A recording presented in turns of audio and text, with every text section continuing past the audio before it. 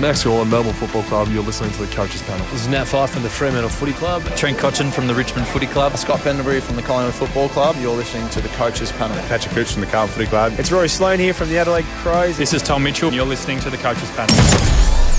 Hey friends, you got MJ from the Coaches Panel. I hope you're well and enjoying into the back half of the 50 most relevant. Number 23 today. Fremantle's Nat Fyfe is who we are talking about, and my goodness me, he's as relevant as they come. Maybe you haven't considered him. Maybe some things have turned you off him this preseason.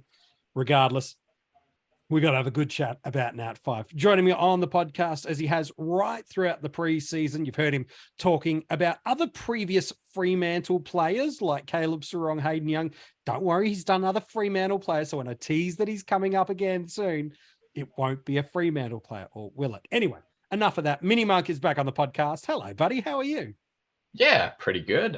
Keen to chat about a player that's probably been in and out of a few preseason sides, depending on the news that's filtered through on any given week. And he's an interesting prospect for the 2023 season. There's a lot to like about him. Yeah, there certainly is. And again, remember, this is the 50 most relevant, not the 50 highest scorers, not the 50 greatest cash generators.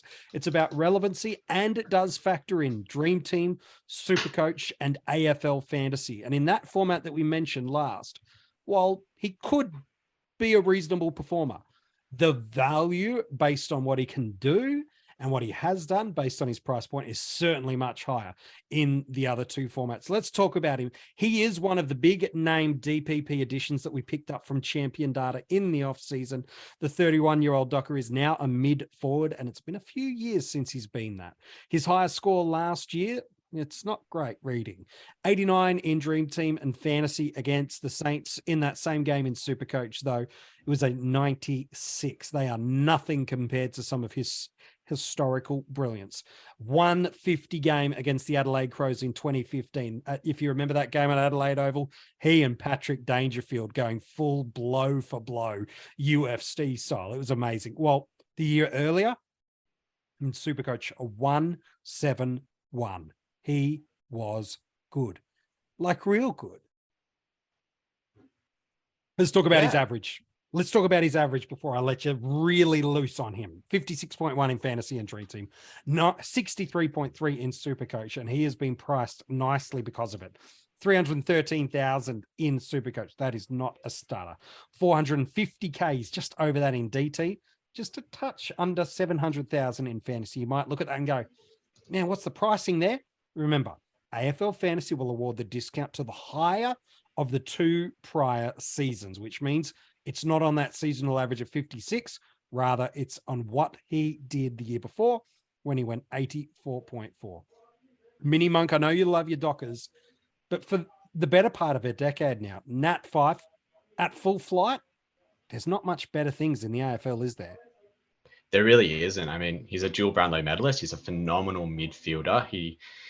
He really just has the ceiling in SuperCoach that you want. Maybe not so much in AF and DT, but he's still proven to be a scorer in those formats where he's averaged over 100 on quite a few years. And he had a stretch of 9 consecutive years in SuperCoach where he cracked the ton.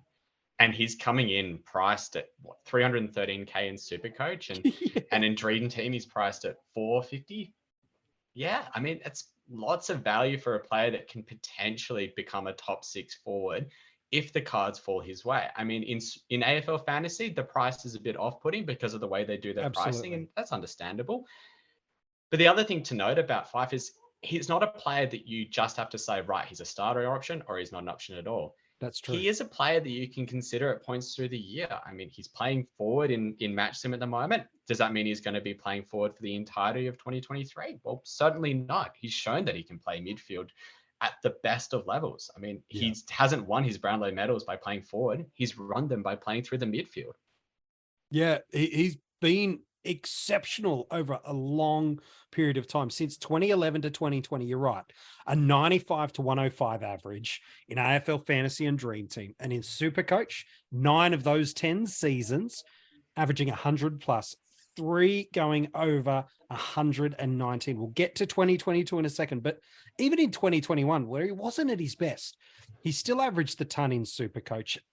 8 scores individually over 100 plus, 5 over 120, an additional 5 over 90. So 2/3 of that 2021 year, 90 plus. Remember, you're paying for him at a fraction of that price point. In Dream Team and Fantasy, an average of 84 in Dream Team and Fantasy, 5 tons and another 5 scores over 80. But let's talk about this 2022 season. Nothing really went right for him, did it, MiniMonk? From failing to get over 90 in Dream Team and Fantasy last year and failing to hit the ton the first time in his entire AFL career. He didn't hit a ton in SuperCoach in an individual season. Played just 7 games, combination of some hamstring injuries during the year, some back surgery in the preseason. He even missed the Dockers finals campaign. Man, nothing actually worked for him in 2022, did it? No, nothing really did. He comes into the preseason and he's injured, and you're thinking maybe he's missing a month, maybe he's missing 6 games, but he doesn't play until nearly the bye. Comes in round 13, has the game against the Hawthorn Hawks, and starts to get into it a bit, gets a little bit of rhythm, plays 6 games, spending a lot of time up forward, a little bit of time in the midfield, getting about 15-20% CBAs, and then gets injured again. And, comes back in round 23, plays the 1 game, but then gets injured again and misses the finals, as you say. So the concern with Fyfe coming into 2023 is, 1, what is his role going to be? Is he going to be spending a lot of time up forward and not much time in the midfield? And 2, is his injury history? Yeah. Well, for the time being, he's fit. He hasn't missed a session in the preseason so far. He's been absolutely killing it by all reports. And obviously there's going to be a lot of media around that. You've got a player who's coming back from injury. He's the captain and may continue to be the captain into the next year. The club wants to put out a lot of positive press about that. But then all the training reports are saying he's playing forward. And that's led to a lot of people kicking them out of their sides. He came in, especially in SuperCoach, at a price where everyone's like, that's very juicy. I can start him. And then they see he's training forward and they're like, oh, I don't really want a piece of that. And he's straight back out. But you've got to think, you've got a player who's a dual Brownlow medalist playing in the midfield. He's done it for 10 years of his career, and he's going to be spending a bit more time up forward. Where are you going to spend your preseason training him? In the midfield, where he already knows what to do and it's second nature 100%. For him? Or up forward, where he's going to need to show what he can do, improve his skills with his overhead marking, his set shot on goal, and mesh into that forward line. It's a no-brainer that they're playing him up forward during training. You want him, train him up 100%. Forward, and then you can flick him into the midfield when you need to ignite that switch, when you need a burst from a player that can absolutely turn it on for a quarter. You just put him in there and he just let him do his thing. He can absolutely tear a game apart in the space of 20 minutes. Absolutely. When there's a ball to be won, when the game is on the line, you put your best players in the positions where they can dominate the most. And a fit and healthy Nat Fyfe, even at his age of 31, you are still putting him up pound for pound against any other clearance player in the competition. He's that good. And you're right, it's not just about him with the craft, it's the Fremantle forward 6, 7, 8 learning to function around him too when he's there. So for me, I look at it as historically, he's got one of the best 90 plus scoring capacities in Fantasy and Dream Team, and 100 up to 120 in SuperCoach. He's a forward eligible, so you're not having to choose, is it Hopper, is it Sheed, is it Fyfe? You can actually pick him in a different position, and then you think about the value we have him at. He's priced at an average of 57 in SuperCoach. He's capable of more than doubling that. He's priced at an average point of 50 in Dream Team and Fantasy. He'll need a lot to go his way, and we'll talk about that a little more in a second, but he's capable of more than doubling that. While in AFL Fantasy, as MiniMonk's already alluded to a little bit, priced at a 77. So not as much juice or fat on the bone in terms of wanting to select him, but still very, very open if you're desperate in there. I wouldn't probably go there, but I see why you would. You made this interesting comment right at the top of the podcast, MiniMonk, and I think people might have glossed over it or not really picked up the gold you just dropped for people. You made this statement of, normally with a player of his scoring potential, injury, price, even value, it would be a start or fade. But you said he's someone you could still trade into during the season. Talk us through that from a strategic perspective, both with the volume of trades we have and also what would be the things you're looking for to give your reason to trade into him. I mean, with the way that SuperCoach and Dream Team are coming out with more trades, trade boosts so that you can pivot on players much easier, it's okay to be able to ride a guy for 5-6 weeks if they've got a hot run of form, a nice stretch of fixtures, and get 150, 200K out of them in a very short manner. And Fyfe is the type of player where he can have a 6 or 7 week stretch where he pumps out 105 in SuperCoach and 95 to 100 in AFL Fantasy. Yeah. We only have to look back to 2021, to the start of the season there, to see that. He is a phenomenal player when it's his day. And if he goes on a hot run, he can just absolutely turn it on. I mean, he won the 2015 Brownlow essentially in half a season. That's how good of a player he is. That's true. And so then you've got to figure out where is the opportunity for him to be able to turn it on? And fixtures help with that, but then there's opportunity. So Freo are going to run a very tight midfield group, and any Freo watcher should be able to tell you that. They're probably going to be running Brody, Sarong, Brayshaw, O'Meara, and maybe a little bit of a spluttering of, Erasmus. Fyfe will get a little bit in there, Johnson, depending on who's playing. Mm-hmm. But if you get an injury to one of those core four, 100%, who's the first player that you're going to want to put in? You're going to want to put in the experienced head who knows how to steady the ship, who can get the ball inside and outside, and that's Fyfe. Yeah. He will be the first one in there if an injury occurs mid-game, between games, and that's when you can jump on. If you're worried about starting him and you think he's not going to be able to outperform his price point to start the season, which I completely get in AFL Fantasy. Yeah, I do too. But in SuperCoach and Dream Team, I think he has at least 5 to 10 points, if not 15, if he's playing forward of upside. But if you see that role change coming up at any point in the season, all you've got to think about is what can Fyfe do as a pure midfielder? Yeah. And that's the point when you can jump on, because role changes is one of the biggest reasons why people change their scoring. You only have to look back to last year. I mean, Darcy Cameron goes into ruck full time, starts popping monster scores. Kadeen Coleman, who's been playing as like a keyish defender, comes back, gets a rebounding halfback defender role. Increase in scoring from his previous year. Fyfe, absolutely the type of player that can do it. And he will probably get it at some point of the season. There'll be a couple of games through 2023 where he gets 60, 70% CBAs, and he will pop a monster score. You can ride the break even on those particular games. 100%. But yeah, he's definitely someone you have to keep an eye out, because any player that can average over 100 in SuperCoach for a 9-year stretch and average, 90 to 100 in AFL Fantasy over the same stretch and comes in at the price that he comes in at, is a player that's relevant for the season. Yeah, if you're ruling him out for injury risk now, well, then he's out for you for the season, regardless of what MiniMonk has just said, because of that role move. If he's not in consideration for you because you're worried about that role, okay, well, watch list him, keep an eye on him, because as he said, he's got the capacity to score right towards the top of the tree of what it means to be a top forward premium. Remember, he's not battling it out to be a 120, 110 mid like he has been previously. The bar is lower by 10, 15, sometimes even up to 20 points per game from the top end mids right through to the top end forwards. Put him into contrast. Let's focus just purely on SuperCoach for a moment.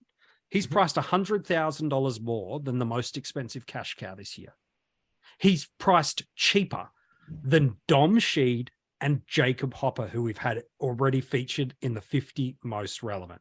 And when it comes to SuperCoach, I always take impact players that are good players in good teams over good players in poor teams, or not so good players in great teams. And so for me, I'm really keeping an eye on him in SuperCoach. I think if that's the format you choose to play in, and Fyfe's still not a consideration on a watch list, I think you're missing a trick. I understand the fade in fantasy and even in Dream Team to an extent. Structurally, you might be like, you know what, to get the guns I want, I need to populate it with some cows to get me through. That's totally fine. I get that. But here's the thing in SuperCoach. I think most people, MiniMonk, would say Dunkley's the clubhouse leader, probably in all formats, but certainly in SuperCoach as the number one forward. If I said The number one forward in 2023 scored 115 as their seasonal average. And it wasn't Josh Dunkley. And it's a player we know that has forward status already. There's only a couple of names you could do the pickle test and throw it on the window and it sticks. And Fyfe is one of those guys. And so while it's more unlikely than likely, he's got the capacity in SuperCoach to be the number one forward if it all breaks his way. He's got the capacity to be able to do it because he's done it before. Correct. Not once, not twice, but 3 times. He's averaged over 120 in SuperCoach. He's a beast. And he's a forward. And he's a player that's playing in a good team. And he's going to be playing every single game that he's fit. He's going to be one of the first selected for the Dockers when he's fit. And he comes in at a price that's just completely unders what he's done for basically his entire career since his debut season, except for last year where he was battling injury the entire time. And you can write the narrative that he is an injury-prone player, doesn't often play all the games in the year, but he doesn't have to. If you want to ride him for his cash, you only have to ride him for 5 to 6 weeks. You only need to get him for that 5 or 6 weeks. And as you say, if you think that he's injury prone, start him or don't start him at all, or don't pick him at all, rather. Yep. But I don't think that that's the narrative. I mean, he's said himself, he wants to come back. He wants to come back fitter than ever. He's worked hard. They gave him the rest that he needed to get his body fit, get his body into the right shape that it needs to be. I mean, you only have to look back at the preseason picture they posted him. He looks jacked. And so you look at him and you think, if he can go for a 6-week stretch at 100 in SuperCoach, that's a win. 100%. And he can potentially go at 120 if he gets that midfield time. I mean, geez, you just, if you get him at any point of the season before that stretch, you are just rocketing up the rankings. It's potentially a competition-winning move, and they will be.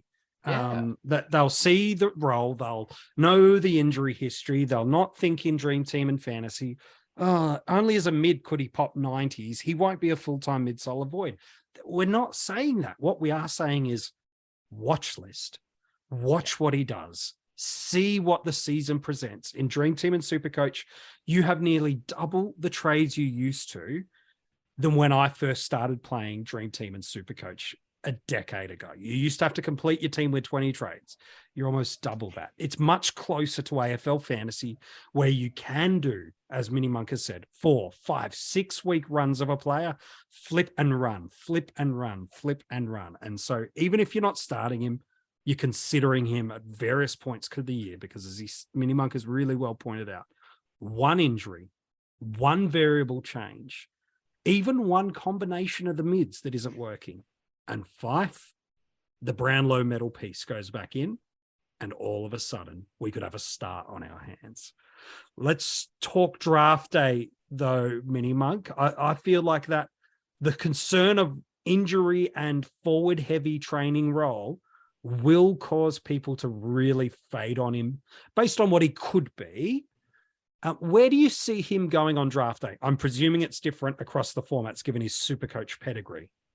Yeah, it will be different across the formats. And he's not the type of player that's going to get a lot of salary cap hype. Even though his price is appealing, even though there's some that will jump onto him, the salary cappers will probably be staying away from him too a little bit. And so will good drafters as well. They'll see his injury history. They'll see his potential for playing a forward role. And someone will want to pick him and say, I think he has upside.